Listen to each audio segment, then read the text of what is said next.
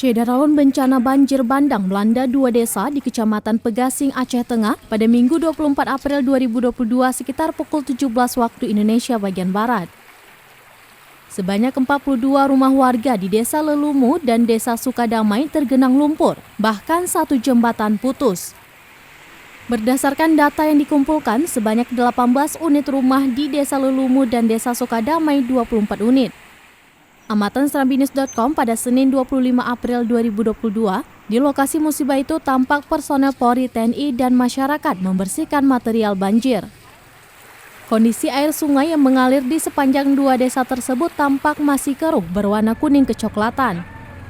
Sehingga satu unit alat berat diturunkan untuk membersihkan aliran sungai yang terhambat. Kampung kami ini terletak dari pinggiran lereng gunung semuanya, Pak.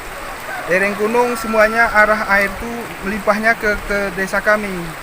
Sehingga kami setiap tahun setiap musrembang mengusulkan normalisasi air sungai. Agar tidak terhimbas pertama kebangunan negara, terus imbasnya persawahan masyarakat, terus Kampung Sukadamai masyarakatnya budidaya ikan kolam atau pembibitan. Ini karena imbas ini hampir 10 hektar, Pak, lahan kolam masyarakat terendam sungai, sehingga kemungkinan satu masyarakat bisa mencapai kerugian paling kurang 50 juta, Pak.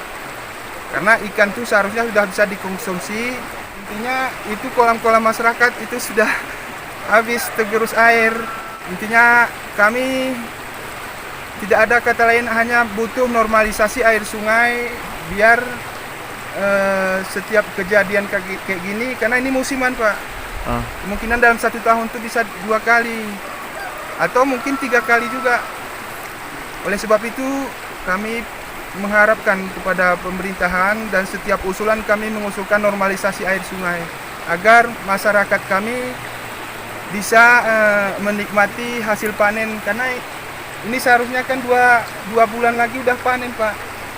Yang ini nggak terkena imbas, yang di bawah sudah terkena imbas, jadi nggak bisa panen lagi. Intinya kami mohon perhatian dinas-dinas terkait maupun instansi-instansi terkait untuk mendukung agar desa kami dinormalisasi. Saat ini pemerintah daerah melalui Dinas Sosial Aceh Tengah sudah memberikan bantuan kepada masyarakat.